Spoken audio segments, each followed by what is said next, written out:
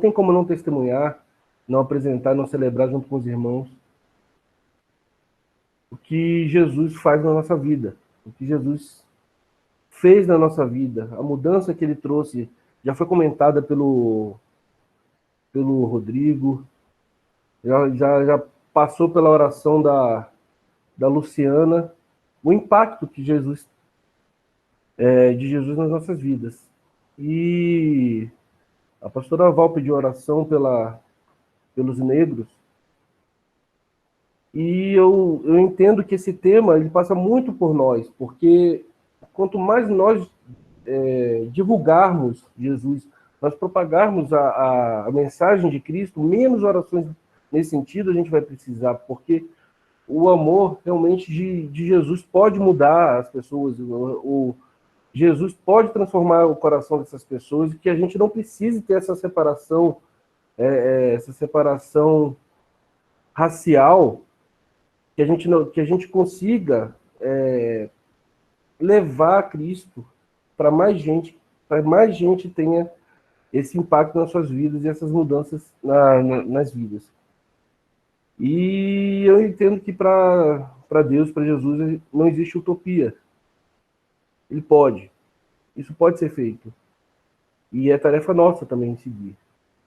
E que a gente possa cantar, que a gente possa louvar a Deus, e com mais e mais gente que possam falar uma mensagem que traz essa música que eu vou começar agora. E já peço perdão aos irmãos se aparecer algum espirro, alguma tosse, porque eu estou um pouco resfriado aqui também.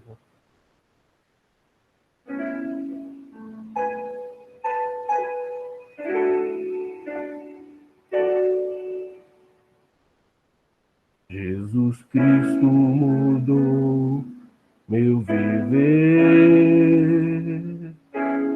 Jesus Cristo mudou meu viver. Ele é a luz que ilumina o meu ser. Sim, Jesus Cristo mudou meu viver. De novo. Jesus Cristo mudou meu viver. Jesus Cristo mudou meu viver. Ele é a luz que ilumina o meu ser. Sim, Jesus Cristo mudou meu viver.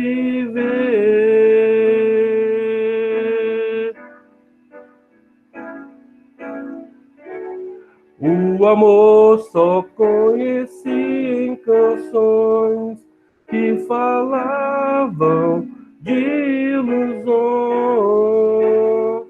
mas tudo agora é diferente.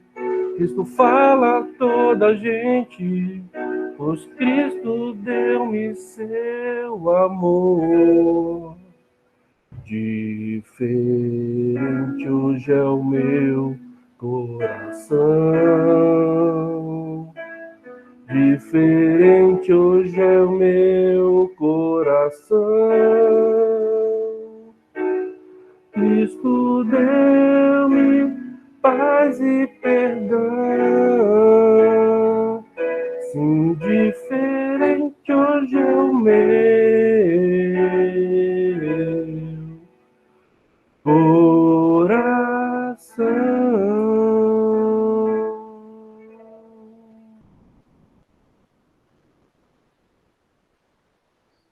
Senhor, nós te louvamos nessa manhã. Te agradecemos, Pai, pelo privilégio de estarmos na tua presença, de termos a ti como consolador, como amigo, como nosso guia, que nós possamos declarar isso, Senhor, não apenas entre nós, com cânticos, mas declarar ao mundo que tu és o verdadeiro amigo, o único amigo, Senhor. Por isso nós te louvamos nessa manhã e declaramos: conheci um grande amigo, Jesus, aleluia. Conheci um grande amigo, Ele é Filho de Deus Pai. O seu nome é Jesus Cristo. Nele a gente pode confiar. Conheci um grande amigo. Ele é Filho de Deus Pai. O seu nome é Jesus Cristo. Nele a gente pode confiar. Seu nome é Jesus, Jesus, Jesus. Seu nome é Jesus. Nele a gente pode confiar. Nele a gente pode e deve confiar. Jesus, Jesus. Seu nome é Jesus. Nele a gente pode confiar. Nele a gente pode sempre confiar. Conheci um grande amigo. Ele é Filho de Deus Pai. O seu nome é Jesus Cristo. Nele a gente pode confiar. Seu nome é Jesus, Jesus, Jesus. Seu nome é Jesus. Nele a gente pode confiar. Nele a gente pode e deve confiar. Jesus, Jesus. Seu nome é Jesus. Nele a gente pode confiar. Nele a gente pode sempre confiar. Você só pode ser feliz tendo Jesus no coração. Você só pode ser feliz tendo Jesus no coração. Você só pode ser feliz. Seu nome é Jesus. Nele a gente pode confiar. Jesus, Jesus. Seu nome é Jesus. Nele a gente pode confiar. Nele a gente pode sempre confiar. Jesus, Jesus. Seu nome é Jesus. Nele a gente pode confiar.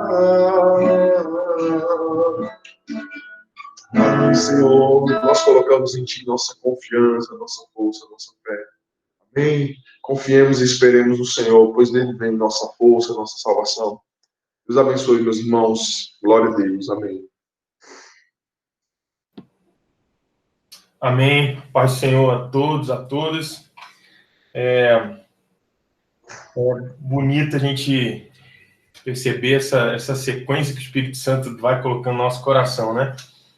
A gente conhece nosso amigo, né? Jesus, que vai transformando a nossa vida e a gente se alegra em andar com o nosso Deus. Vamos louvá-lo, amém?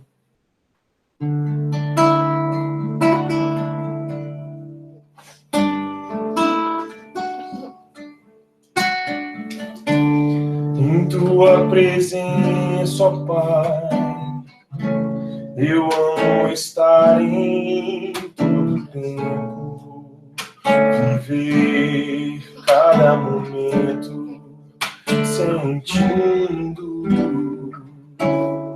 É bem melhor viver assim, conhecendo teu querer, saber como te amar melhor, servindo. Eu sinto teu poder, Senhor. Eu vejo a tua mão a me guiar pelos caminhos eternos. Contemplo a tua luz Eu que era cego, agora posso ver a glória do Senhor resplandecer em mim. Porque andar com Deus é viver de fé em fé, é ver o céu se abrir e o impossível acontecer. Sim, andar com Deus é viver em comunhão, é levantar as mãos e se render de corpo, alma e coração. Porque andar com Deus é viver de fé em fé, é ver o céu se abrir e o impossível acontecer. Sim, andar com Deus é viver em comunhão, é levantar as mãos e se render de corpo, alma e coração.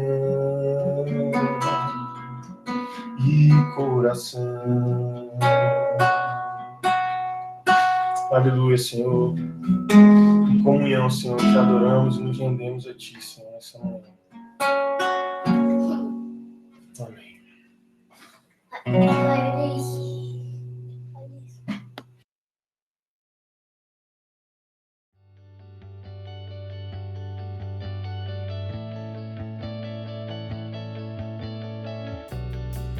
Bom dia.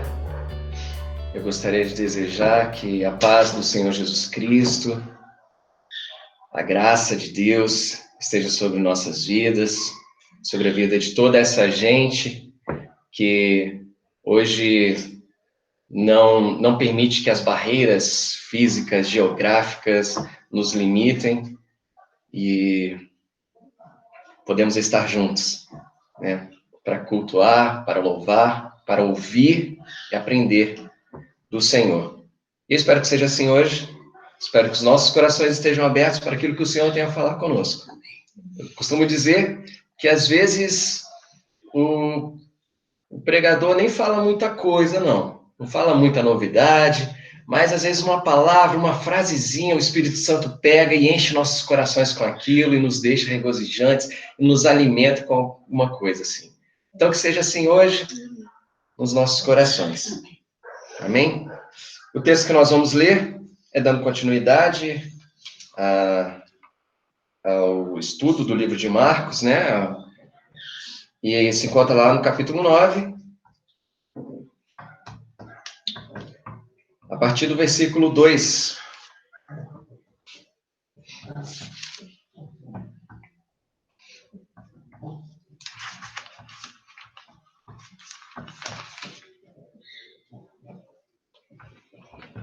Bem, a minha versão aqui é a versão contemporânea, como é que é? É, Almeida Contemporânea, mas o que você conseguir colocar aí tá de bom tamanho. Leia na sua, e eu acho até interessante que enriquece as diversas versões, né? Mas eu vou começar a ler aqui a partir do versículo 2. E diz assim, Marcos capítulo 9, a partir do versículo 2. Estou feliz que a minha vovó está aqui com a gente, ela não está aparecendo aí, mas está aqui com a gente, ó. Deixa eu aqui, Marcos capítulo 2. Opa, tá chegando. Ajuda aí, mais um. Marcos capítulo 9, desculpa, falei capítulo 2, mas é capítulo 9. Então, eu vou começar a ler. Capítulo 9, a partir do versículo 2. 6 dias depois, Jesus tomou consigo a Pedro, Tiago e João e os levou sós, em particular, a um alto monte. Aí ele foi transfigurado diante deles. As suas vestes tornaram-se resplandecentes, em extremo brancas como a neve, como nenhum lavandeiro na terra as poderia alvejar. E apareceu-lhes Elias com Moisés e falavam com Jesus. Pedro disse a Jesus: Mestre, bom é que estejamos aqui. Façamos 3 cabanas, uma para ti, outra para Moisés e outra para Elias. Ele não sabia o que dizer, por estarem assombrados. Então desceu uma nuvem e os envolveu, e dela saiu uma voz que dizia: Este é o meu filho amado, a ele ouvi. De súbito, olhando ao redor, a ninguém mais viram com eles, senão só a Jesus.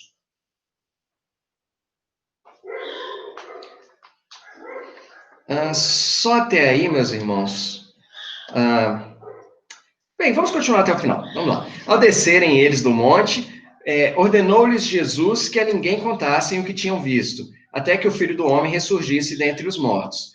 Eles guardaram o caso entre si, perguntando uns aos outros o que seria o ressurgir dentre os mortos. Interrogaram-no: por que dizem os escribas que é necessário que Elias venha primeiro? Respondeu Jesus: em verdade, Elias virá primeiro e restaurará todas as coisas, porque, pois, está escrito que o Filho do Homem deve sofrer muito e ser rejeitado. Por que, pois, está escrito que o Filho do Homem deve sofrer muito e ser rejeitado? Digo-vos, porém, que Elias já veio e fizeram com ele tudo o que quiseram, como a seu respeito está escrito. Meus irmãos, esse texto é um texto bem cheio de situações ou de um cenário, envolto em um cenário bem típico de filmes hollywoodianos, né, a la Spielberg. Hoje, talvez, eu não acompanhei, mas talvez novelas da Record, né, tenham até feito aí alguma coisa nesse sentido, com efeitos especiais e tal. E é um texto bem interessante, que desperta a curiosidade das pessoas a respeito do que está escrito aqui. E há muita especulação, né, nas diversas linhas teológicas aí, sobre esse episódio, sobre o que ele representou. Mas há algo que chama a atenção. E aí eu gostaria de convidar a que nós abríssemos a Bíblia em Mateus, no capítulo 7, versículos 12... Aliás, Mateus capítulo 7, no versículo 12,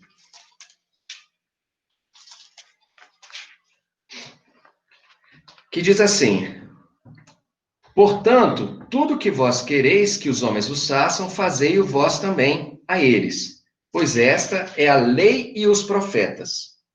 Ok? Aí tem o capítulo 22 também. Capítulo 22 desse mesmo livro de Mateus, no versículo 40, diz assim: destes 2 mandamentos depende toda a lei e os profetas. Os 2 mandamentos, nós sabemos muito bem que amarás o Senhor teu Deus de todo o teu coração, de toda a tua alma e de todo o teu entendimento.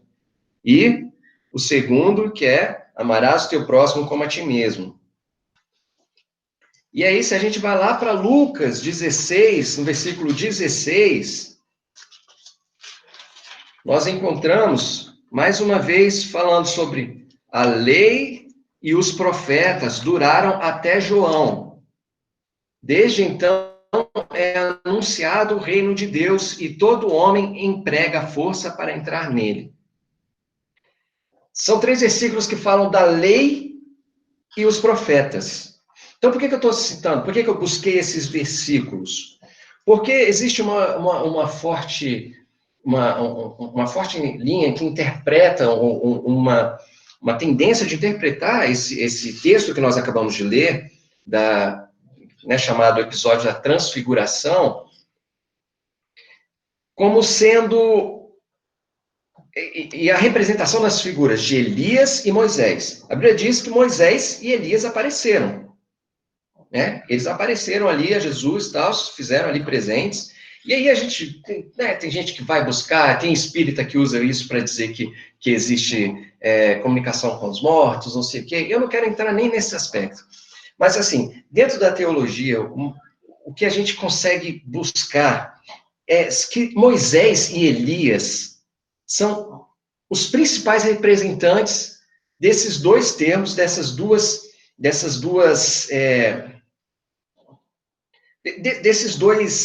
fortes influências do povo judaico e, posteriormente, da religião cristã, né?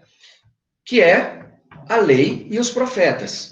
Quem trouxe a lei ao povo? A quem Deus deu a lei para levar ao povo de Israel? Moisés.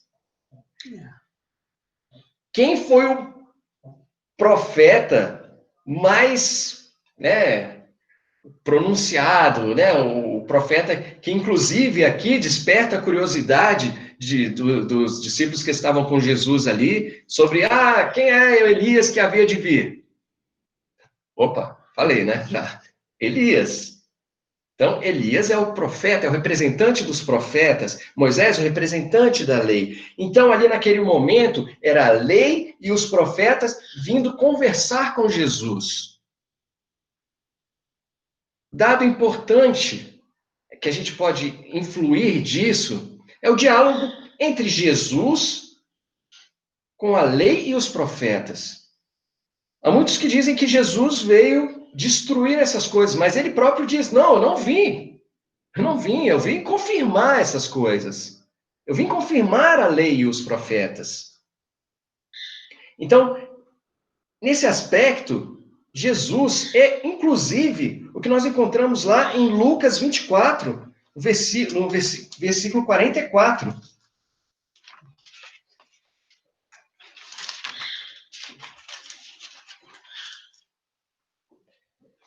São essas as palavras que vos falei ainda convosco, que era necessário que se cumprisse tudo o que de mim estava escrito na lei de Moisés, nos profetas e nos salmos. Ele é o cumprimento disso tudo. A lei, né? Ele veio cumprir a lei, ele fala que veio cumprir a lei, ele veio cumprir mais do que como o povo de Israel tentava fazer. Ele veio cumprir de maneira a torná-la viva, a torná-la algo que realmente fizesse sentido. Ele veio dar sentido à lei, veio dar sentido às profecias. Então, e ali Jesus conversando com Moisés e Elias, ele traz essas coisas. Inclusive, é curioso que no texto que relata Lucas a respeito desse mesmo episódio, no relato de Lucas a respeito desse mesmo episódio, lá no capítulo 9, também de Lucas, versículos 30 a 33, né, diz assim, estavam falando com ele dois homens, Moisés e Elias, os quais apareceram em glória e falavam da sua morte. Da morte de quem? De Jesus, né? A qual havia de cumprir-se em Jerusalém. Pedro e os que estavam com ele estavam carregados de sono, mas quando despertaram, viram a sua glória e aqueles dois homens que estavam com ele.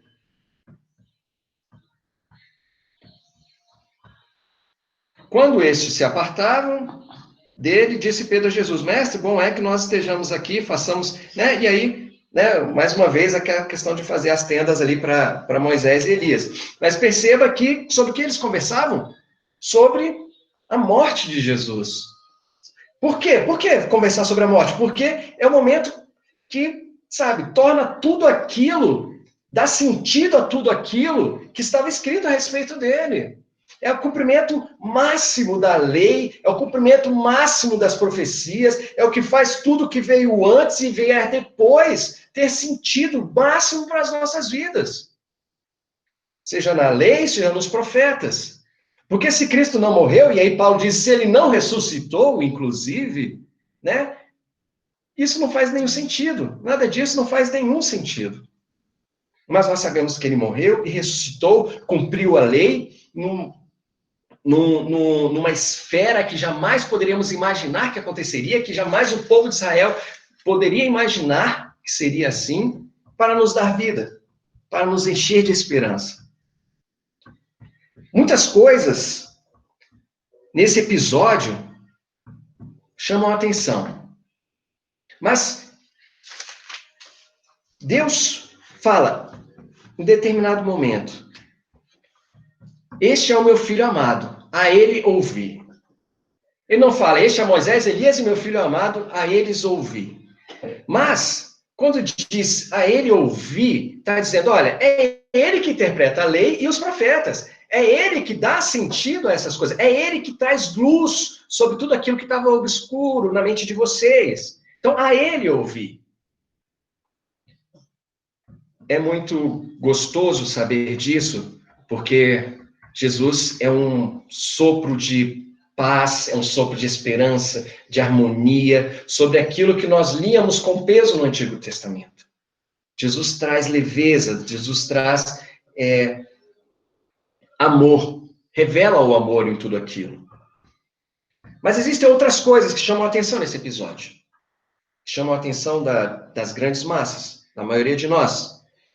O mistério que envolve tudo aquilo, o aparecimento de Moisés e Elias em si, né, a volta, tal, e aí existem especulações, por que Moisés e Elias, né, enfim, aí tem gente que diz que é porque Elias não viu a morte, Moisés teve o corpo dele ressuscitado, a Bíblia não fala isso, claramente, só fala que o anjo brigou pelo corpo de Moisés, né, mas enfim, então, né, são duas figuras assim que despertam a curiosidade. Aí tem a transformação da própria, né, os efeitos especiais da transformação da imagem de Jesus ali, né, a transfiguração em si, pensar em como foi o ouvir a voz de Deus, né, como que seria estar lá, muitas coisas despertam o nosso interesse e a nossa curiosidade a respeito desse episódio.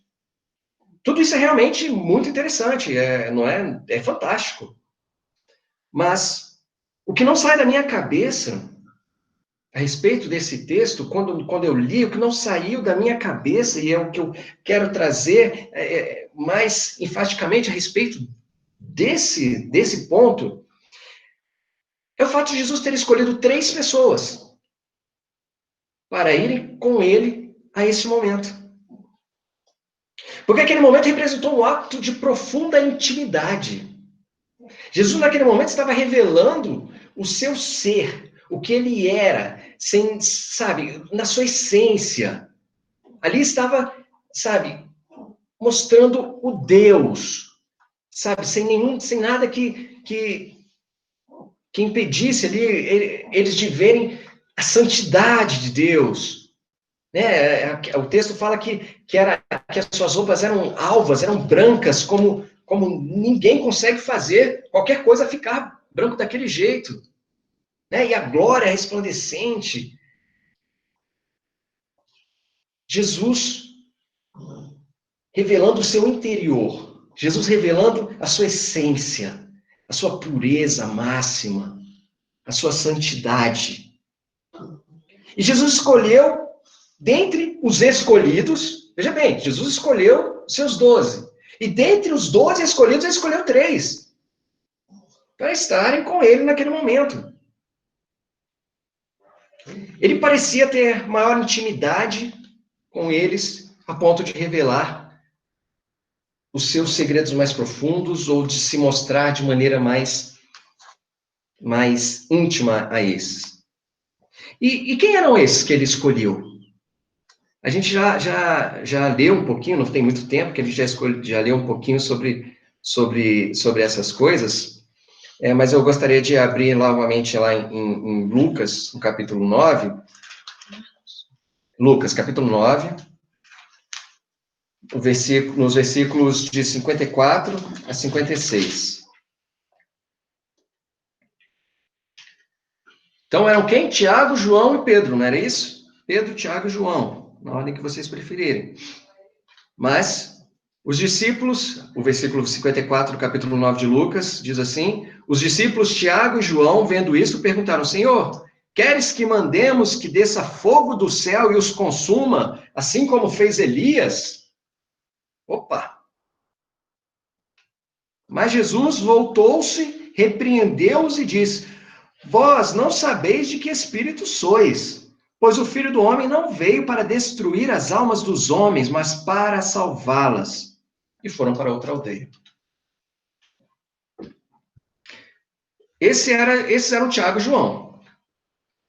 Quem era Pedro? no capítulo 8, versículo 33, de Marcos. Marcos, agora é o livro de Marcos, tá, gente? Capítulo 8, versículo 33. Diz assim: Jesus, porém, voltou-se e, olhando para os discípulos, repreendeu a Pedro e disse: para trás de mim, Satanás! Não pensas nas coisas de Deus, mas sim nas dos homens.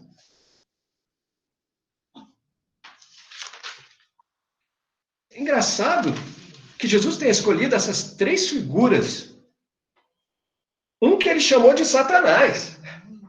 Quer dizer, não chamou ele, né? Ele estava falando da situação em si, né?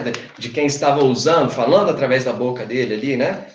Mas o outro disse, ó, vocês não conhecem, vocês não sabem de que, vocês não estão entendendo, vocês não sabem de que espírito vocês são. Vocês não estão entendendo o que eu vim fazer. Mas foram esses que Jesus escolheu para estar com ele ali. A gente sabe que não foi o único momento que Jesus escolheu para estar a sós com esses discípulos. Mas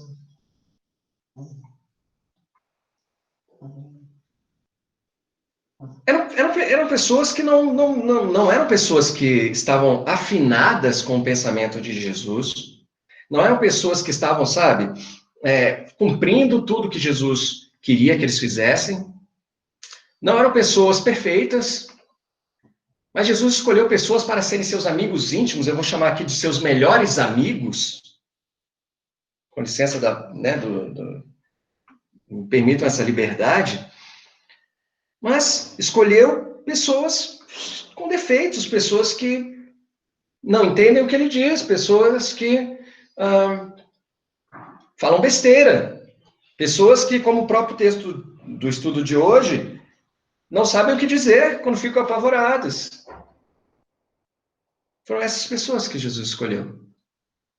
E aí, se Deus não faz acepção de pessoas, como está escrito lá em Deuteronômio 10, né, versículos 16 e 17, em Romanos 2, 11, não é razoável pensar que a escolha de se tornarem íntimos partiu desses discípulos? Porque Jesus escolheu 12 discípulos. Mas por que esses 3 estavam com Jesus naqueles momentos? Eu tendo a pensar que porque eles decidiram se tornar mais íntimos de Jesus. Eles decidiram estar com Jesus por onde quer que ele fosse. Eles se interessaram e começaram a seguir Jesus até um ponto, talvez, do limite da conveniência. Sabe? Talvez Jesus, em algum momento, não sei, eu estou especulando aqui, especulando mais ou menos, porque Jesus chegou ao ponto de falar, vocês fiquem aí que eu vou subir para orar. Em alguns momentos, talvez Jesus precisasse falar, olha, não me segue não. Eu quero ficar um pouquinho sozinho agora com o Pai, quero ficar sós com o Pai agora. Mas eles estavam ali, eles queriam estar com Jesus, queriam estar atrás, queriam, sabe, acompanhá-lo em tudo que ele fizesse.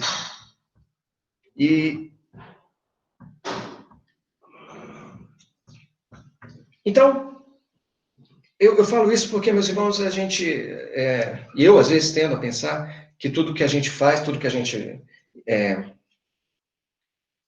faz depende única e exclusivamente de Jesus, do agir dele. E a iniciativa é dele, a iniciativa foi dele, ele veio a nós, ele abriu o caminho. Mas algumas coisas dependem de nós.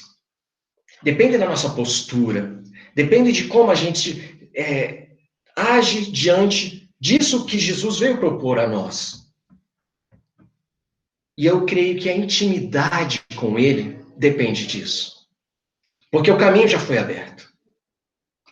E tanto que a palavra de Deus diz, olha, chegai-vos a Deus, Tiago diz lá no capítulo 4, versículo 8, chegai-vos a Deus e ele chegará a vós.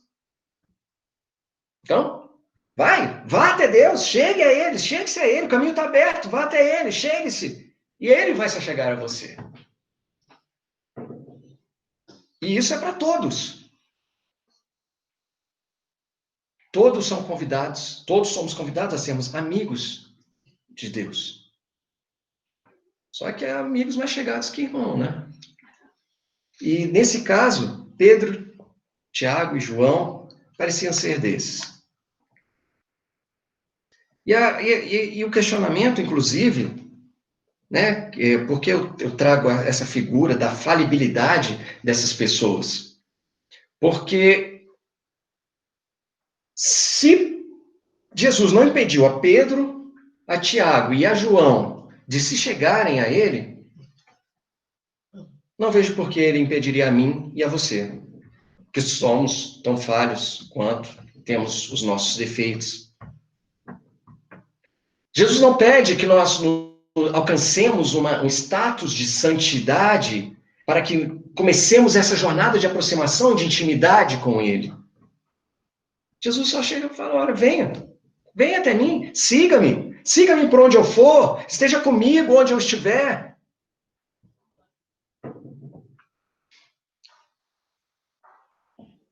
Então todos nós podemos ter acesso a essa intimidade. Mas parece óbvio os benefícios de sermos íntimos do Senhor Jesus, mas eu gostaria de relatar aqui alguns que talvez a gente não se aperceba deles. O primeiro deles é que não somos pegos de surpresa. E aí, a gente está falando de amizade, e aí a amizade, quem proporcionou a nós ter com ele foi o próprio Jesus. Ele mesmo abriu essa possibilidade, está lá em João 15:15. Né? Vamos abrir João 15:15?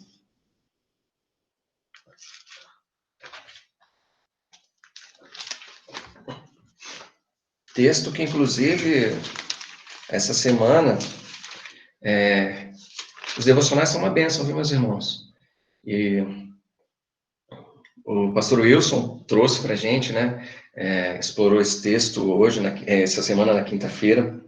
Foi essa semana? Não, foi na terça, perdão, foi na terça, não foi na quinta, na terça-feira. Né? Na quinta não temos mais. Mas, diz assim, já não vos chamo servos, porque o servo não sabe o que faz o seu senhor. Antes tenho-vos chamado amigos, pois tudo que ouvi de meu Pai vos tenho dado a conhecer. Então, o primeiro benefício é que a gente sabe o que está no coração de Deus. A gente sabe o que Deus deseja revelar a nós, nós temos acesso a isso. Então, nós não somos pegos de surpresa por coisas que são sem valor, pelas coisas que realmente importam, nós não somos pegos de surpresa, porque o Senhor nos revela. Aí tem uma questão importante, tá, meus irmãos? Você quer ser amigo de Deus? Quer ser amigo de Jesus? O versículo 14 traz: vós sois meus amigos com uma condição: se fizerem o que eu vos mando. Né? Versículo 14 desse texto. Vós sois meus amigos, se fizerdes o que eu vos mando. Então, um detalhe importante. Mas, vamos lá. Segundo benefício.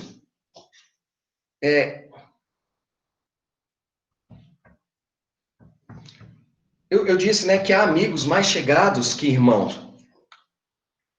E esses vêm como ele é, como já disse, né? Ele tem a possibilidade, né? Quanto mais intimidade nós temos, mais possibilidade nós temos de ver a Cristo como ele realmente é. Ou ver a essência, ou ver a intimidade, ou ver, sabe, mais profundamente a Cristo. Esse é um benefício que vale a pena a gente ter. Sabe por quê? Porque a gente vê porque a gente vive com os olhos no que é eterno. Porque quando a gente conhece a Cristo, a gente começa a olhar, a gente olha para aquilo e a gente começa a ver as coisas de maneira diferente, sob a ótica de Cristo. Então, são os óculos da eternidade. A gente começa a colocar os óculos da eternidade, ou talvez os binóculos da eternidade, ou talvez a lupa da eternidade, porque a eternidade está aqui hoje. Nós já desfrutamos dessa eternidade hoje. Nós já somos favorecidos por essa eternidade de hoje, porque Cristo habita em nós, porque a eternidade, a vida eterna está em nós. Vamos ver o que é eterno. O que é eterno? Sobre quais parâmetros nós devemos viver?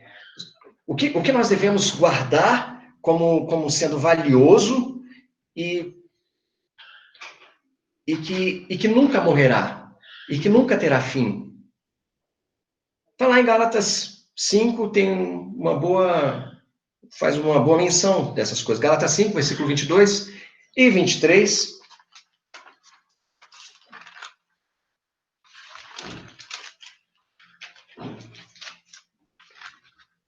Diz assim: mas o fruto do Espírito olha aqui, fruto do Espírito.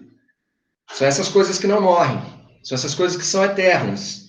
Amor, gozo, paz, longanimidade, benignidade, bondade, fidelidade, mansidão, domínio próprio.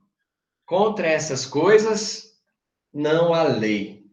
Contra essas coisas não há nada que possa ir. Se você está praticando alguma dessas coisas de verdade, de fato, não há nada que possa ir contra isso. Essas coisas são eternas. O fruto do Espírito é para a eternidade. Não é perecível. Não tem prazo de validade. Aqui, nesse fruto do Espírito, fala sobre... Talvez começa, né? Esse texto começa, primeira característica do fruto do Espírito é o amor. E lá, em 1 Coríntios 13, nós vemos que realmente o amor é eterno. Versículo 8, 1 Coríntios 13, versículo 8. O amor nunca falha. Mas havendo profecias, cessarão. Havendo línguas, desaparecerão. Havendo ciência, passará.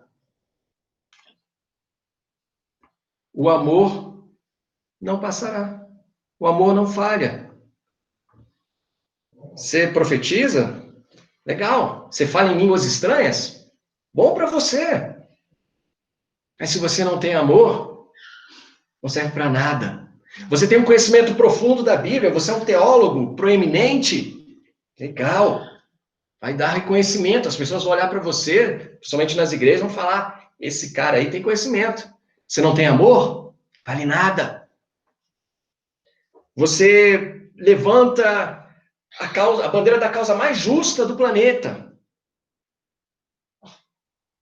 Pelas crianças que morrem de fome em tal lugar, seja qual for a causa.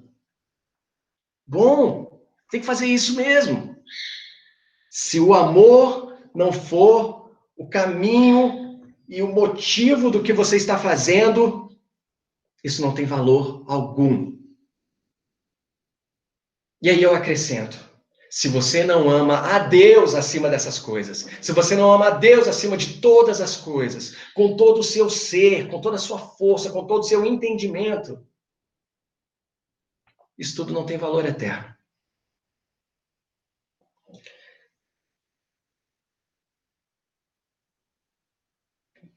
Mas, a gente está falando sobre os benefícios de ter essa intimidade. E eu queria que nós abríssemos agora a Bíblia em Colossenses, no capítulo 3, versículos de 1 a 4. Porque essa é a consequência de quem vê Jesus em sua intimidade, de quem vê Jesus profundamente, de quem consegue enxergar as coisas que são eternas, de quem consegue colocar os óculos da eternidade e ver para além desse mundo aqui. Diz assim, portanto, se vocês foram ressuscitados com Cristo, Buscai as coisas que são de cima, onde Cristo está assentado à destra de Deus. Pensai nas coisas que são de cima, e não nas que são da terra. Não é só pensar nas coisas que são de cima, além das coisas que são da terra, não. É pensar nas coisas que são de cima e não nas que são da terra. Por quê?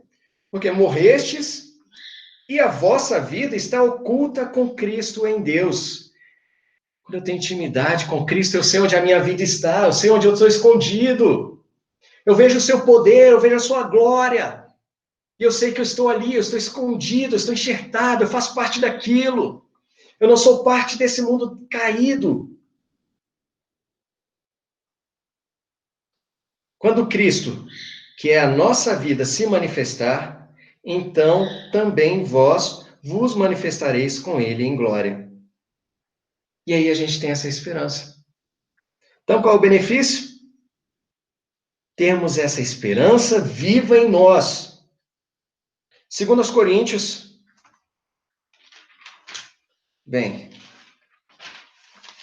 segundo aos Coríntios, capítulo 4, versículo 16 e 18. Consequência de termos essa vista, essa imagem, conseguimos ver Jesus em sua intimidade, conseguimos enxergar a essência de Jesus, de conseguirmos enxergar para além desse plano terreno, conseguimos enxergar e viver com os olhos daquilo que é eterno. Quais são as consequências? Segundo aos Coríntios 4, 16 a 18. Por isso, não desfalecemos, ainda que o nosso homem exterior se corrompa, o interior, contudo, se renova de dia em dia, pois a nossa leve e momentânea tribulação produz para nós eterno peso de glória, acima de toda comparação.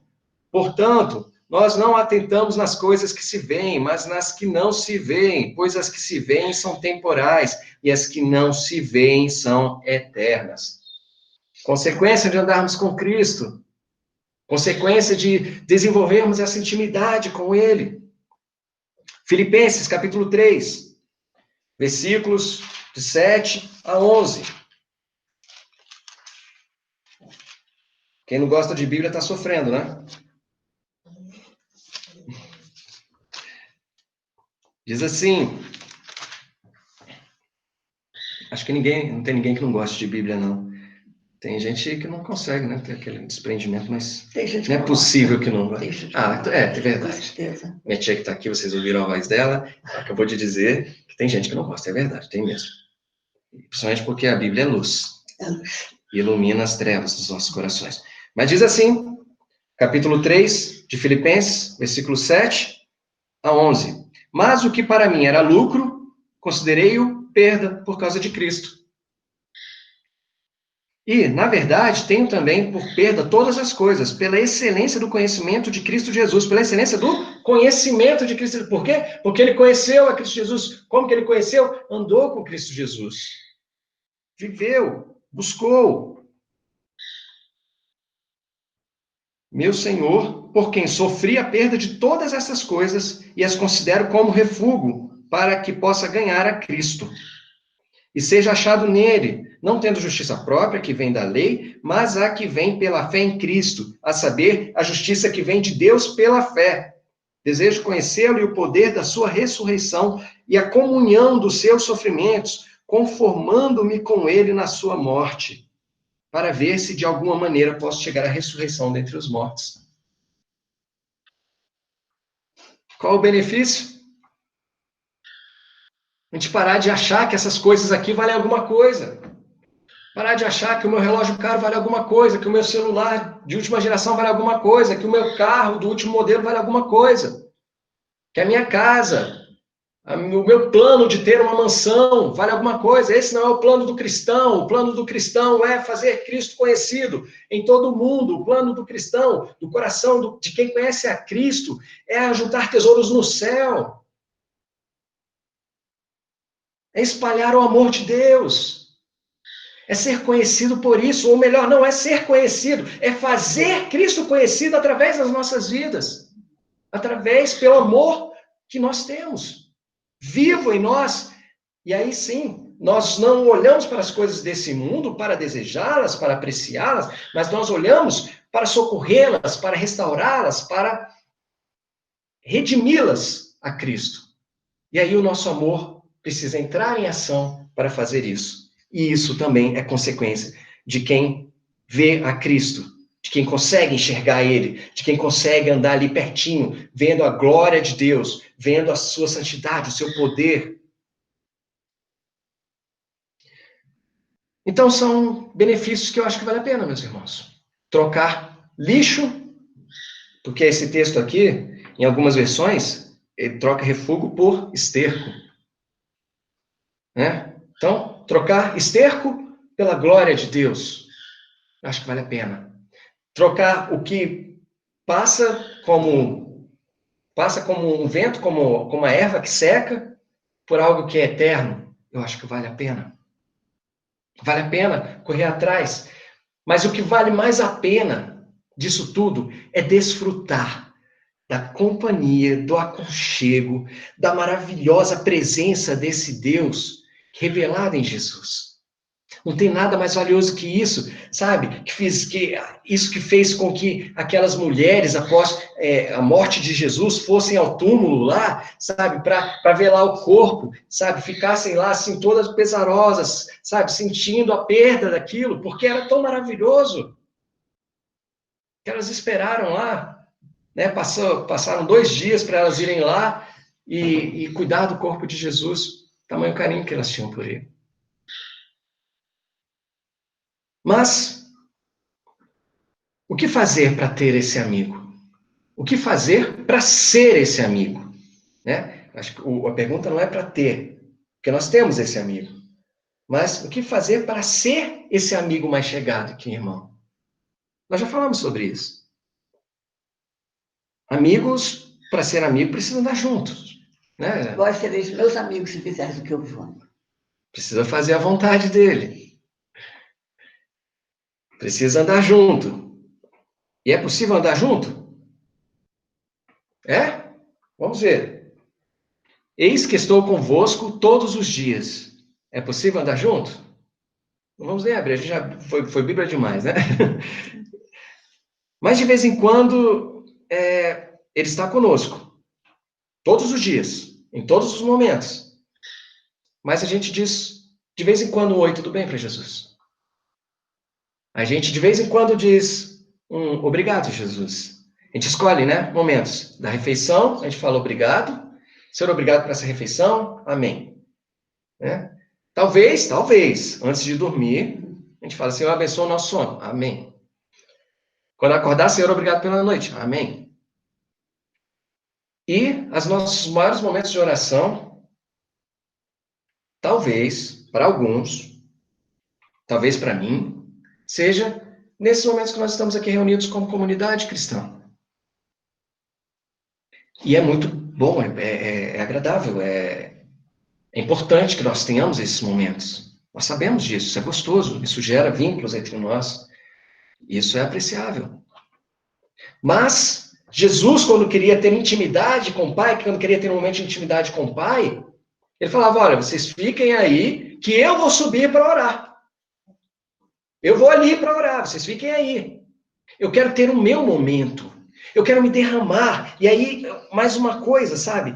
Que se a gente quer ser amigo de Deus, a gente precisa orar. A gente precisa conversar. Amigos conversam. Amigos não são aqueles que só falam oi, tudo bem. Falam, cara, tá tudo bem. Você viu a causa, como é que tá aí nosso país, tal, não sei o quê. Você viu como é que tá aí a situação de fulano de tal? Ixi, rapaz, tá pesado, né? Cara, se a gente puder fazer alguma coisa por ele, hein? Não, sabe? Amigos são aqueles que abrem o coração, rasgam.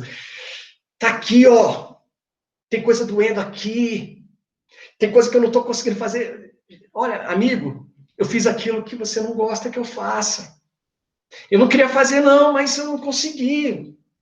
Isso é amizade profunda. Isso é sinceridade, isso é honestidade. E amigos são assim. Amigos têm interesse na vida um do outro. E aí entra esse maravilhoso livro que nós tanto folheamos hoje, a Bíblia Sagrada. Porque amigos, eles querem conhecer. Um amigo, ele quer conhecer os pensamentos do outro amigo. Um amigo quer conhecer as vontades do outro amigo. Um amigo quer conhecer como que funciona, o querer, o agir daquele outro amigo. E está aqui, meus irmãos, fonte de tanto conhecimento nesse sentido. Está aqui. Mas a gente despreza tanto esse lugar, esse instrumento tão valioso. Se nós queremos ser amigos íntimos, precisamos nos alimentar disso. Precisamos, ouvir o que Deus tem a dizer, o que Jesus tem a dizer, o que Ele já disse. Ouvir a história dele, saber da história. Meus irmãos, após entrar nesse relacionamento de busca pela amizade, a gente se vê envolvido num caminho meio que sem volta, porque a gente começa a enxergar algumas coisas que fazem as outras coisas perderem sentido, mas a gente ainda não enxergou o todo. Então é um caminho de aproximação, não é uma coisa que a gente decide, e agora nós já estamos lá no ponto onde deveríamos. Mas, durante essa jornada, que só estará concluída no dia em que nós encontrarmos Jesus e formos perfeitamente transformados, dia maravilhoso esse, que nós encontrarmos Jesus face a face, que Ele descer na sua glória e nos arrebatar, e enfim. Vai ser um dia maravilhoso.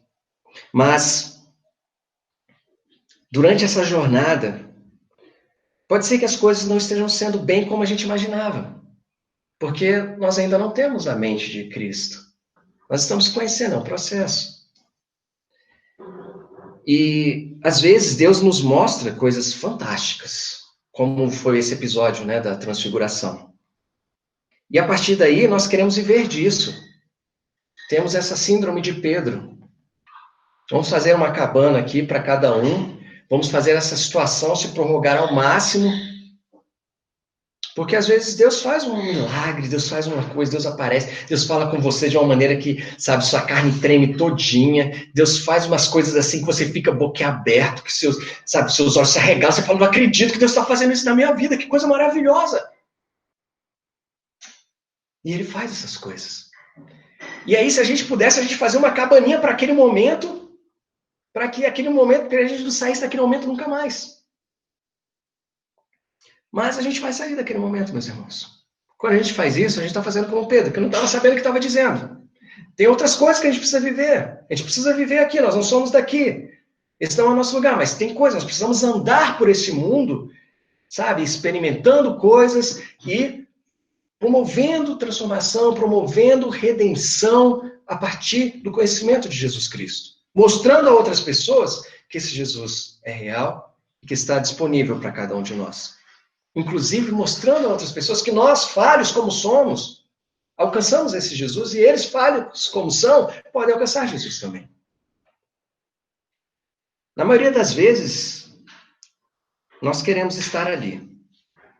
Só que no caso que nós lemos aqui, na história que nós lemos, em determinado momento, os discípulos olharam ao redor, após ouvir Deus falando, olha, este é o meu filho amado, a ele ouvir.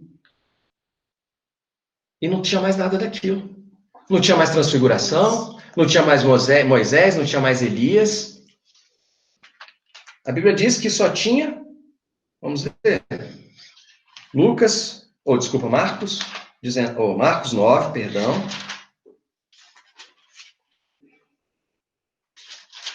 Versículo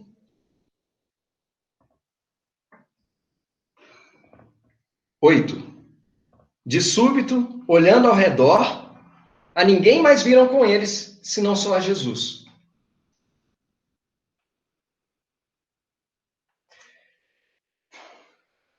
Existem momentos que nós gostaríamos que tivesse todo aquele show pirotécnico, toda aquela situação maravilhosa, fantástica. Mas que ao olharmos para o lado, nós só vamos ter Jesus. E, muitas vezes, inclusive, nós nem vamos vê-lo. E precisamos crer que Ele está ali. Nós não vemos nada de sobrenatural. Mas, nesses momentos, tudo o que nós temos é Jesus. Não temos aquele arrepio, talvez. Não temos a carne tremendo, não temos um brilho especial, uma luz, uma nuvem com luzes, nada disso. Tudo que nós temos é Jesus. Manso, suave, singelo, sem estardalhaço, Jesus. O que temos é a voz dele dizendo: eis que estou convosco todos os dias.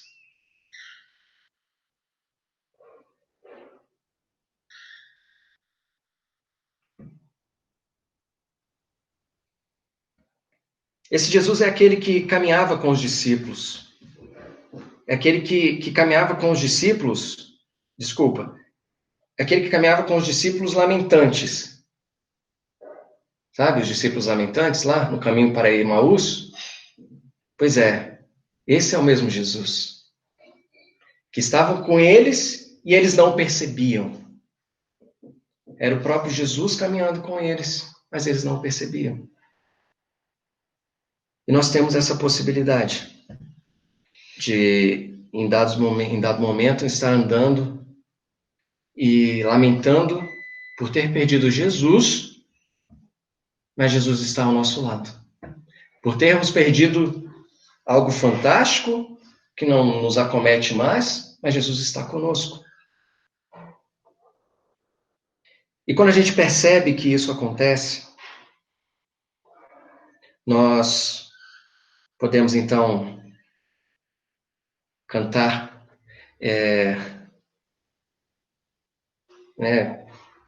quando a gente percebe que esse Jesus está conosco, a gente pode cantar como o Isanil cantou, o Isanil não, desculpa, foi o Hugo que cantou, né? Conheci um grande amigo, ele é filho de Deus Pai. E quando a gente se dá conta de tudo isso que a gente tem a oportunidade de viver, nós não queremos habitar em outro lugar. Porque é maravilhoso, meus irmãos. É maravilhoso estar na presença de Jesus. É maravilhoso estar vivendo tudo isso que Ele proporciona para nós. Eu gostaria de pedir ao Gustavo que cantasse mais uma vez aquela canção que ele cantou, que nós não havíamos combinado, mas através do Espírito Santo de Deus,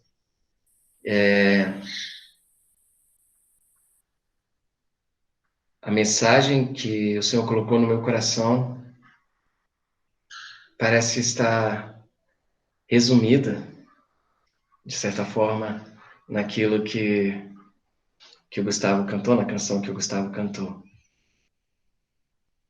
Porque andar com Deus. Nós temos diversos exemplos de amigos de Deus. Temos Abraão, que foi chamado amigo de Deus. Temos Moisés, que foi amigo de Deus e chegou até o ponto de aconselhar Deus, né? E é claro que Deus não precisa de conselheiros. Mas, na verdade, ele estava argumentando com Deus ali. Mas tem um que eu acho bem emblemático, que é Enoque, que andou com Deus até que já não foi mais visto por quanto Deus o tomou. Né? Já não era mais possível ver Enoque na terra porque Deus o tomou. Que seja assim conosco. Que nós andemos com o Cristo até o ponto de que Ele nos tome e já não sejamos mais nós andando aqui, mas Cristo vivendo através de nós. Amém.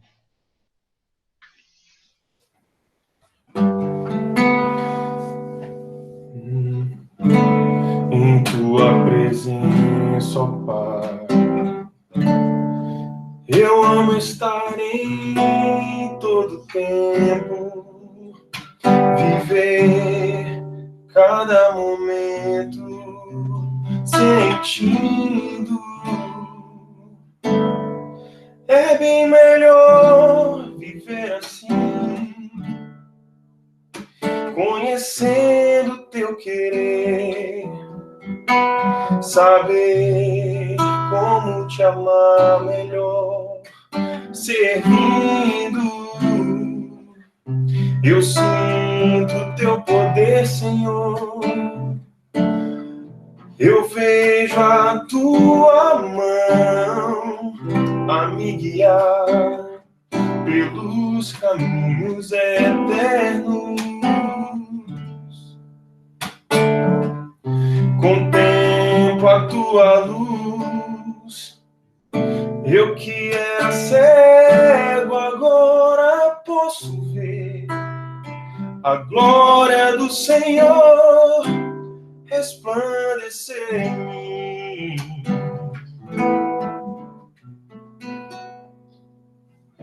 Porque andar com Deus é viver de fé em fé, é ver o céu se abrir e o impossível acontecer. Sim, andar com Deus é viver em comunhão, é levantar as mãos e se render de corpo, alma e coração.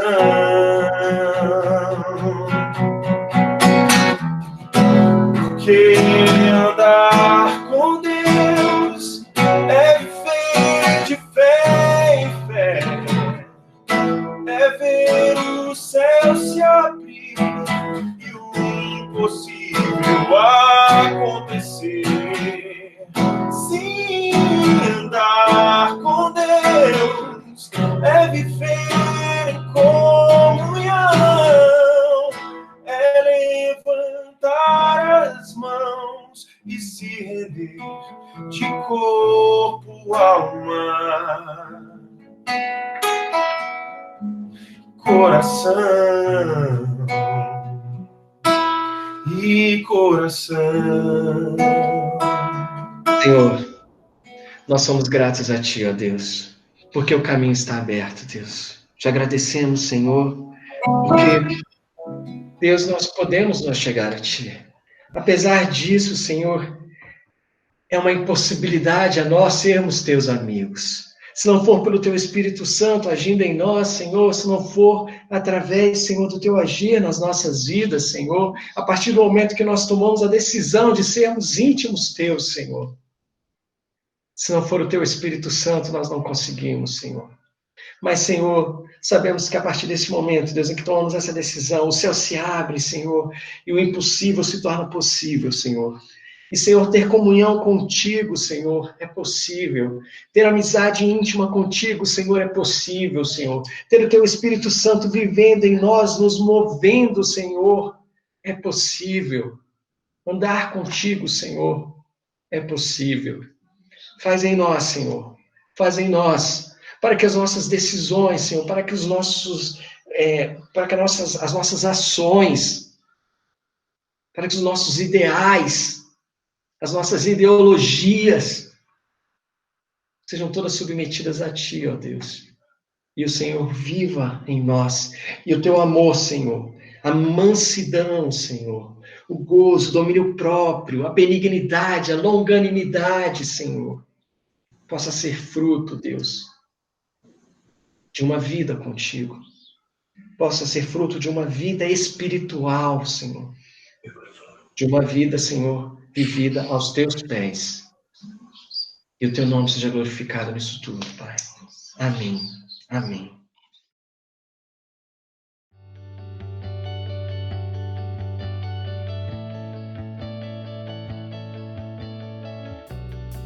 As minhas palavras de saudação a todos, que Deus esteja com cada um de vocês e que Ele nos abençoe imensamente. Eu não quero também me alongar, mas eu gostaria de deixar o meu abraço para o Fabrício, para a vozinha dele que está à sua destra, e para toda a família dele. Eu sou admirador do pastor Wilson Couto, da família dele, amigo da Betinha, mãe do Fabrício, e são pessoas que eu admiro imensamente, e com quem eu tive a oportunidade de fazer tratativas importantíssimas, tanto na Assembleia de Deus na Ilha do Sul, como na Convenção das Assembleias de Deus, quando fui secretário, ou mesmo como pessoa sem graduação lá dentro, mas com algum protagonismo, né, que Deus me permitiu ter.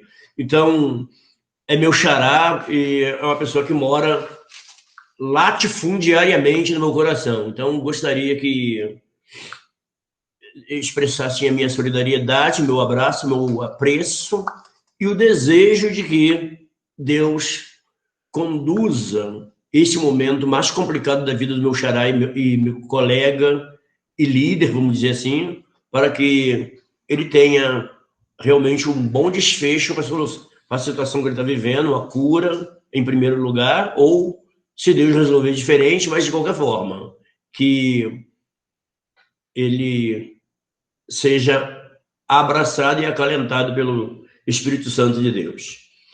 Eu peço a ajuda do nosso TI para colocar o texto de praxe, 1 Coríntios, capítulo 11,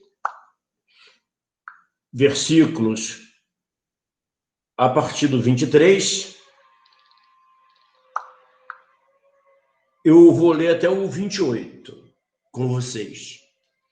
Primeira epístola de Paulo aos Coríntios, capítulo 11, versículos que vão do 23 ao 28.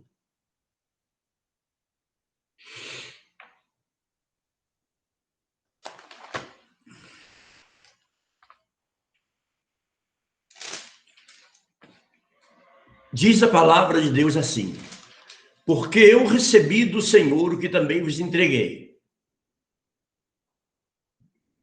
o que também vos ensinei, que o Senhor Jesus, na noite em que foi traído, tomou o pão e, tendo dado graças, o partiu e disse: tomai, comei, isto é o meu corpo que é partido por vós. Fazei isto em memória de mim. Semelhantemente, depois de cear, eu gostaria que vocês prestassem bastante atenção no depois de cear, tomou o cálice, dizendo: este cálice é o Novo Testamento no meu sangue. Fazei isto todas as vezes que beberdes em memória de mim, porque todas as vezes que comerdes este pão e beberdes este cálice, anunciais a morte do Senhor até que venha. Portanto, qualquer que comer este pão ou beber o cálice do Senhor indignamente será culpado do corpo e do sangue do Senhor. Examine-se, pois, o homem a si mesmo, e assim coma deste pão e beba deste cálice. Obrigado, Adriano. Mas eu gostaria, antes dele fechar a mídia, a gente dar um pulo para extrair o contexto dessa passagem a partir do versículo 17. Dá um ritornello aí. Um ritornello lá no versículo 17. Nisto, porém, que vou dizer-vos, não vos louvo, porquanto vos ajuntais não para melhor, senão para pior. Porque, antes de tudo, ouço que quando vos ajuntais da igreja, há entre vós dissensões, e em parte o creio. E até importa que haja entre vós heresias, para que os que são sinceros se manifestem entre vós. De sorte que, quando vos ajuntais no lugar, não é para comer a ceia do Senhor, porque comendo cada um, toma antecipadamente sua própria ceia, e assim um tem fome e outro embriaga-se. Não tendes, porventura, casas para comer e para beber? ou desprezais a igreja de Deus e envergonhais os que nada têm? Que vos direi? Louvar-vos-ei? Nisto não vos louvo. Até aqui. Eu pedi para fazer esse retorno aos versículos anteriores para dar o contexto em que a célebre passagem de Paulo sobre a ceia do Senhor foi colocada para nós via igreja em Corinto. Quando era pequeno, a gente brincava muito naquela de o que é o que é. E eu lembro que tinha uma dessas adivinhações que a pessoa colocava assim: o que é que cai em pé e corre deitado? E a criançada, não sei, e tal, até que alguém respondia: é a água. A água cai na chuva na vertical e na enxurrada ou no rio ela está na horizontal. Curiosamente, a gente vê isso no Salmo 133, que aparece uma verticalidade e uma horizontalidade lá. A horizontalidade: ó, quão bom e quão suave é que os irmãos vivam em união, horizontalmente. Porque isso equivale à verticalidade. Aí vem o óleo da cabeça de Arão, que vem descendo para a barba e vem pelo vestido e tal. Aquela verticalidade que há na unção de Arão e também a verticalidade que há na descida do orvalho sobre o monte de Hermon e que vem descendo, e um dia aquilo ali vira o Rio Jordão. Essa é a figura, essa é a imagem. Ou seja, o que eu gostaria de, em rápidas palavras, dizer é que nós muitas vezes pretendemos uma comunhão vertical com Deus e esquecemos que o Salmo está dizendo: olha, legal mesmo é você fazer o horizontal, porque isso é como se fosse vertical. Isso é como se fosse vertical. Não busque a verticalidade sem a horizontalidade. Não busque uma ceia do Senhor que tenha uma pretensa comunhão entre você e Deus, e você esquece da comunhão que tem que haver lateralmente com as pessoas, que são, às vezes, até, né, na maior parte das vezes, iguais, mas em algumas vezes até tido por você como inferiores, ou subordinados, ou mais simples, ou mais principiantes na fé, algo assim. Ou seja, ó, quão bom e quão suave é o horizontal, porque isso é como se fosse o vertical. A Bíblia, ela reitera isso em vários ensinamentos. Se você diz que ama a Deus e não ama seu irmão, está mentindo. A mensagem mesmo que tivemos agora do meu querido Fabrício mostra isso. Tantas coisas que fazemos, mas que não tem a chancela do amor e não vale nada. Então, nós estamos agora para chegar à ceia do Senhor e ela pode realmente passar por dois problemas: ou não valer nada, ou então valer o contrário, nos condenar em vez de nos aproximar de Deus. Em Corinto, o contexto que nós buscamos lá deixa bem claro isso. Esse negócio que vocês estão fazendo aí, a ceia do Senhor mesmo, um camarada vem, faz um banquete e vão comer logo tudo antes que a pobreza, que o pé rapado venha e coma também. Ou seja, uma ceia do Senhor que devia apontar para a inclusão e sinaliza na prática para exclusão. Mas é mais do que isso. Eu pedi para vocês prestarem atenção naquele semelhantemente depois de cear, porque a gente percebe que a ceia do Senhor, como nós vemos hoje, é uma metonímia.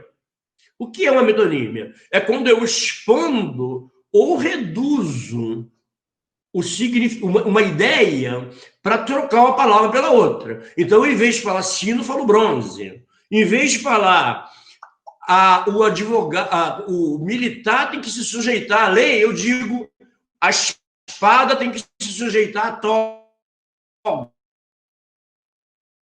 Nós estamos fazendo uma... Porque entender aritmética não está, ele foi extraído de uma outra ceia. Semelhantemente, depois de cear, tomou o cálice. Logo, vou entender o quê? Que houve uma ceia primeiro, e depois dessa ceia se tomou o cálice. Ou seja, ou a ceia é o que veio antes, ou são duas ceias. Não é? Uma ceia grande, da qual se tira uma ceia pequena.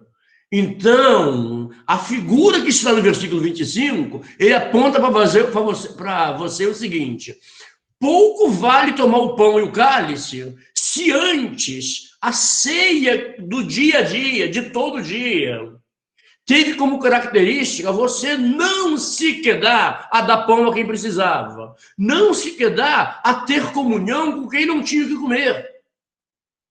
Então, vamos cear o pobre junto, como deveria acontecer em Corinto. Depois, eu posso até tirar os elementos dessa celebração, porque ela não vai ser uma mentira em relação ao que veio antes.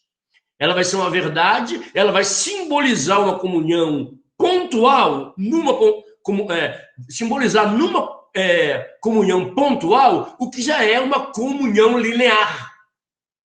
Uma comunhão que já vem acontecendo. Então, a ceia do Senhor, tal como conhecemos, ou seja, essa celebração, essa liturgia, ela não fica desmoralizada porque ela acenou para uma coisa bonita quando o lastro da moeda era falso. E aí fica não sei quantos milhões, mas valendo nada no lastro. Então, essa é a questão.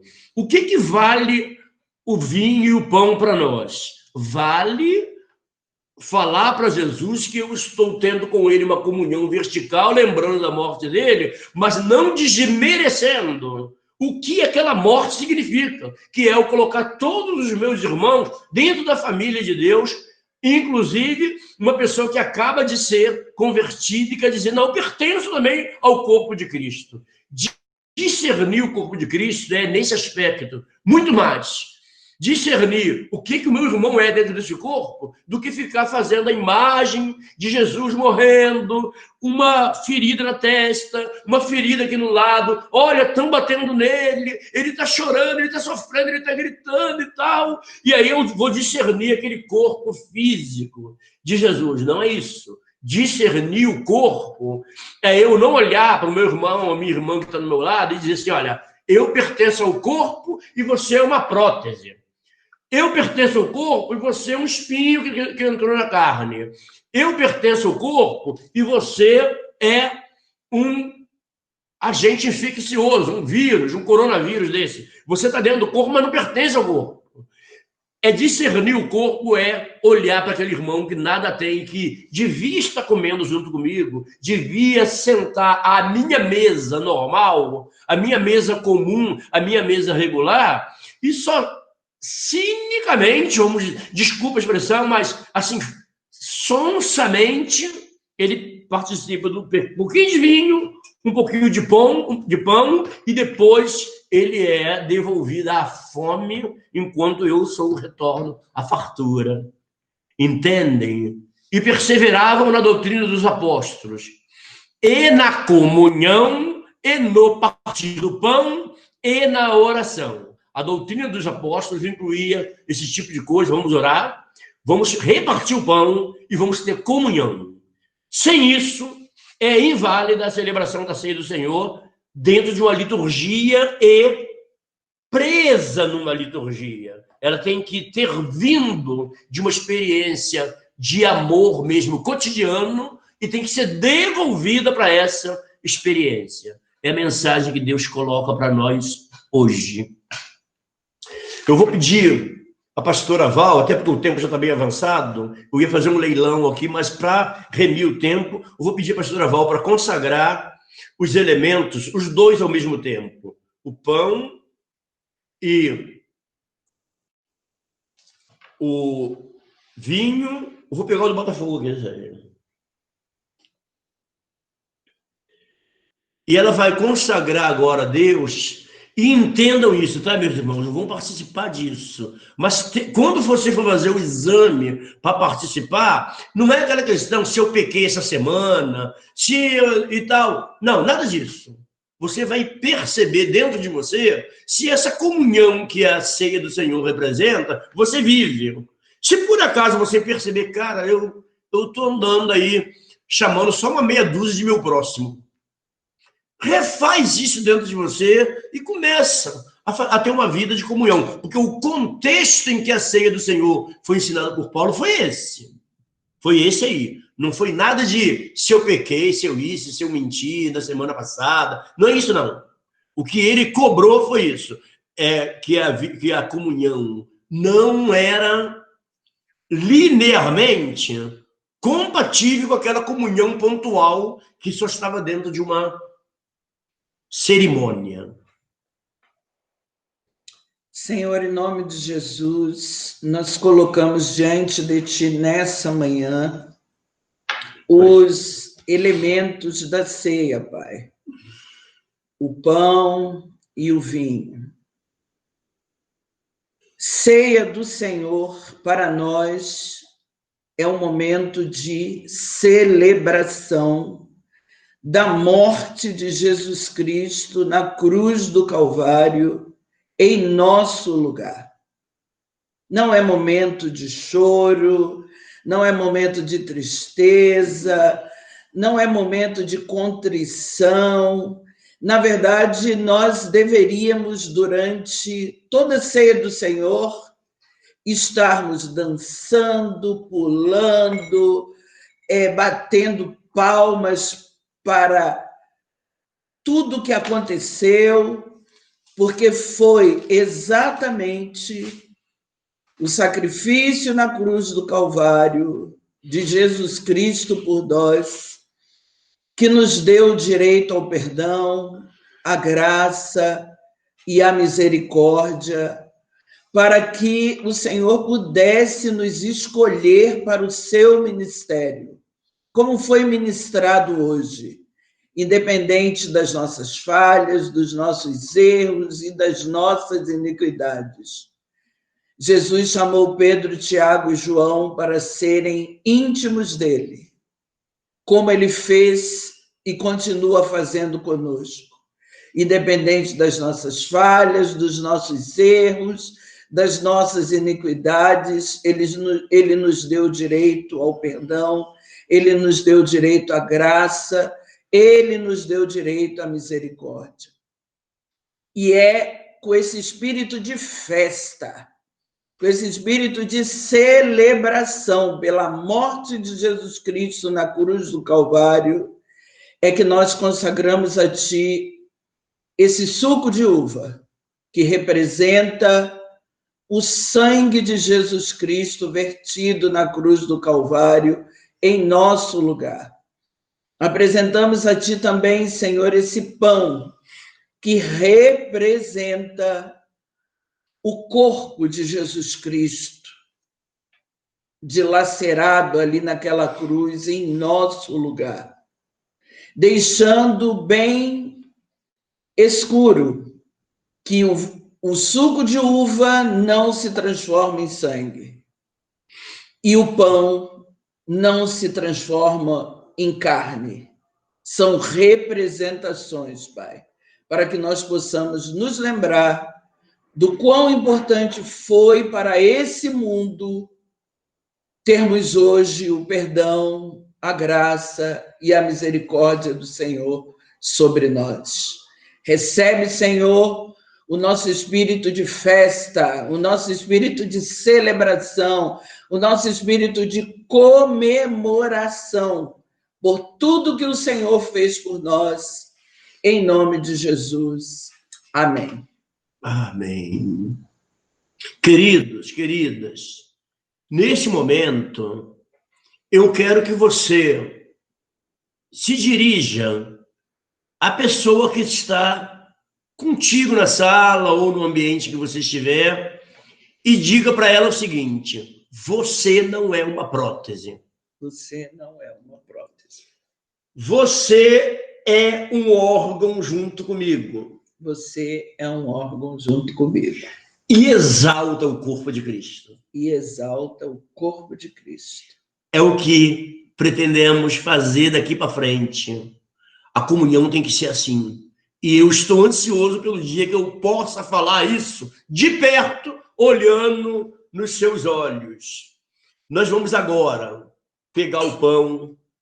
Quem tiver o pão inteiro, parta. Quem não tiver, não está excluído do corpo de Cristo, não, tá? E eu acredito até que nessa hora nem precisa ser um pão. Se tiver um queijo, se tiver qualquer coisa que possa ser sólido e você possa repartir agora, eu vou te dar até algum minuto. Biscoito. Biscoito, na verdade, ele é um pão cozido 2 vezes. Coito aí significa cozido e bis significa 2 vezes. Então ele fica mais seco porque ele é um pão duplamente cozido, né? Então é pão também, biscoito, faça isso. Suco de laranja.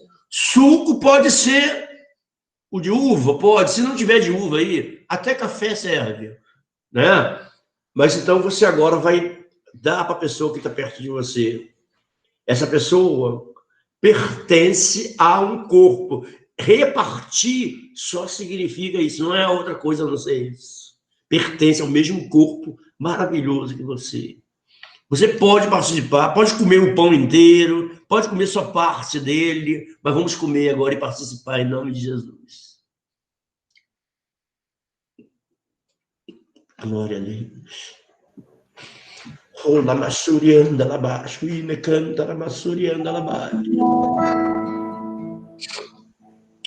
O Gustavo fica na liberdade para escolher a música. Mas você já sabe, né, Gustavo, que eu gosto muito de Eu Sei Que Foi Pago um Alto Preço. Então, vamos lá. Se puder alegrar meu coração com isso. Ediliano, e depois no final a gente vai cantá-la toda. Foi pago um alto preço. Aleluia, glória a Deus. Obrigado, Pai, por pertencermos a este corpo. Corpo de Cristo. No momento agora de inclusão, eu faço questão de colocar o Vasco e o Botafogo, porque é tanta briga que há de torcida, né? E eu quero tomar hoje a ceia no copo da minha mulher, do Vasco. Ela pertence ao mesmo corpo que eu. Eu sei que foi pago Pode cantando. Eu vou interromper em determinado momento. preço para que contigo eu fosse o meu irmão.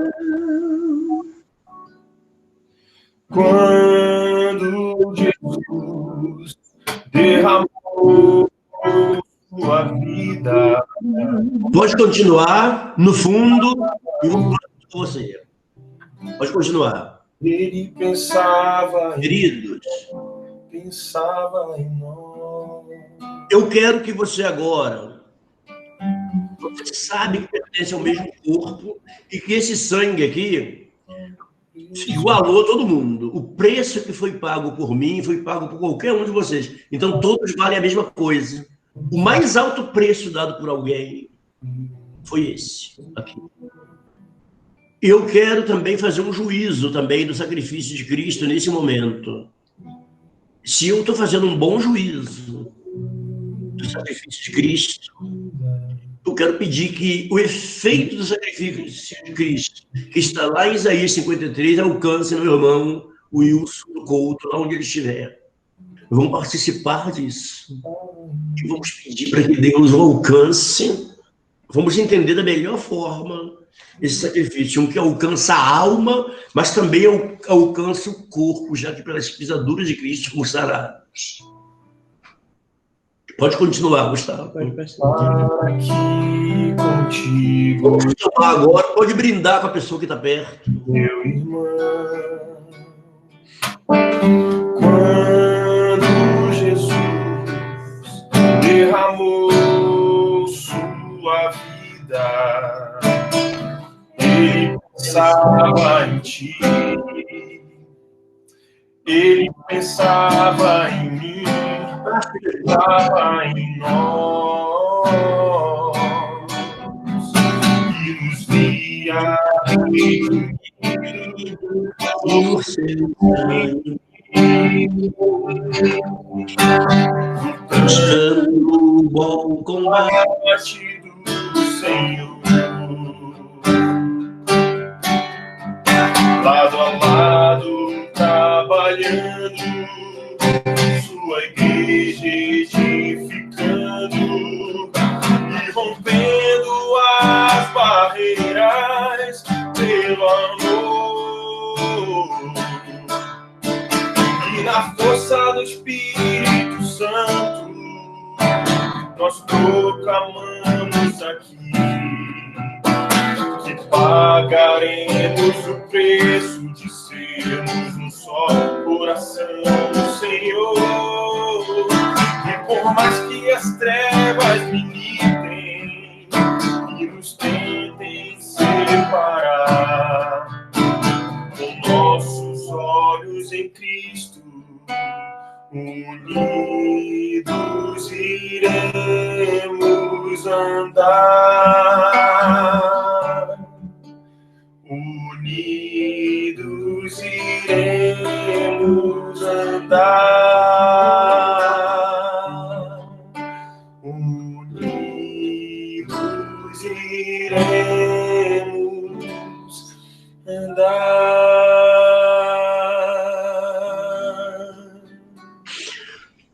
Pai Celestial, obrigado. Obrigado pelo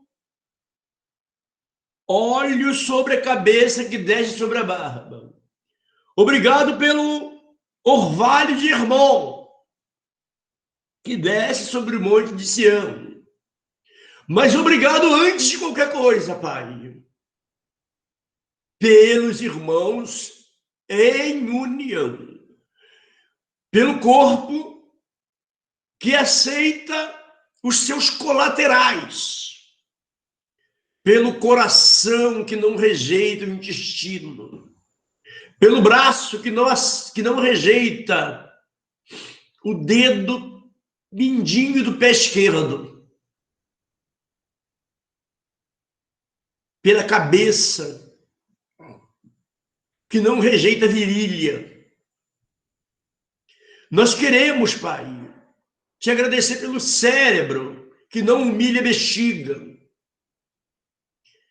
Eu quero dizer, Pai Celestial, que neste corpo todos são importantes. E esse corpo não é de ninguém senão do próprio Cristo. E ele fez um trabalho maravilhoso por nós, para que nenhuma parte do corpo rejeite a outra.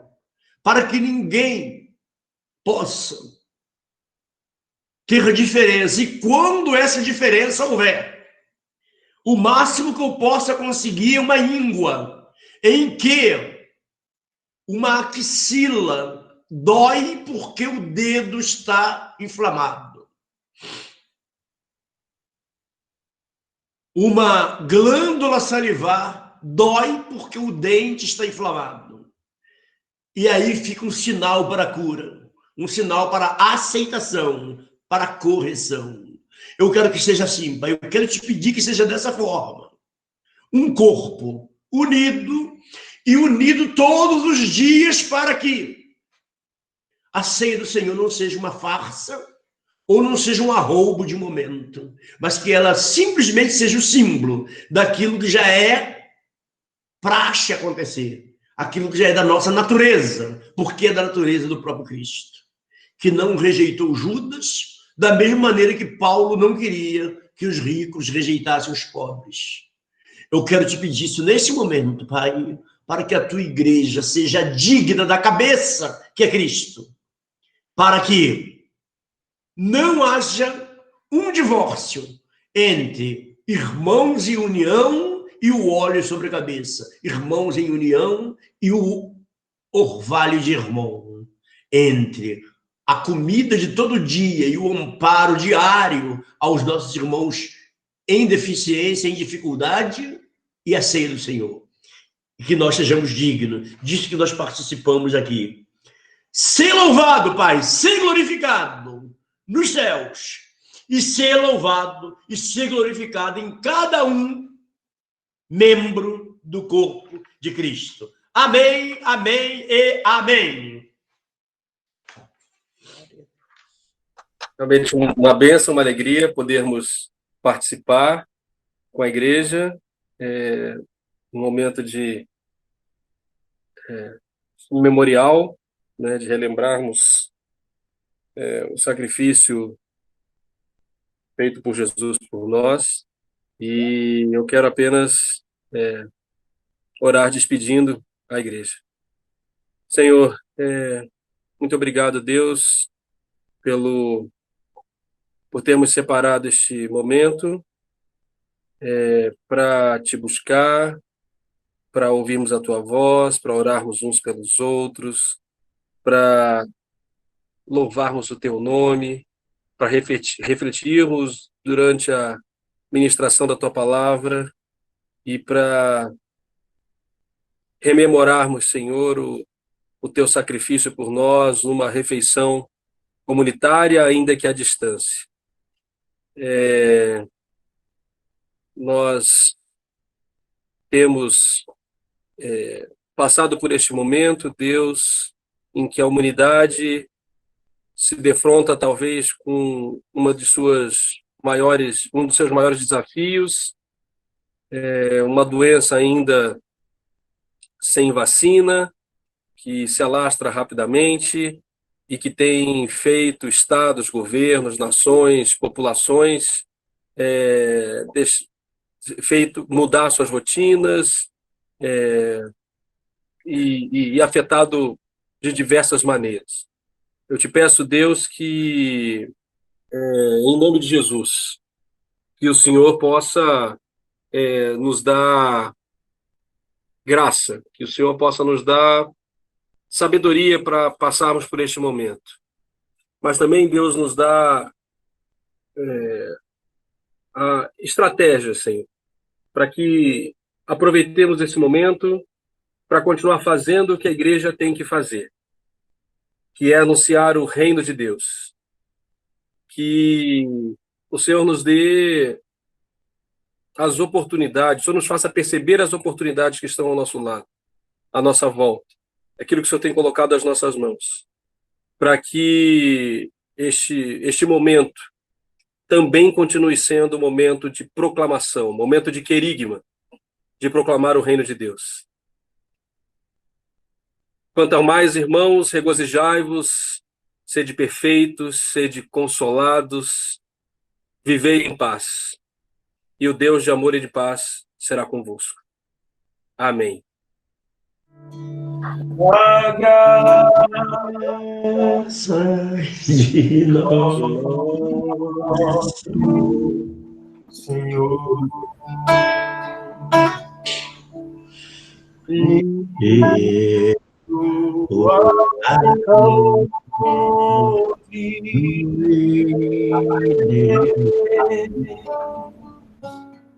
E a comunhão do Espírito Santo seja conosco. Amém. Amém. Bom domingo, meus queridos. Deus os abençoe. Bom vê-los.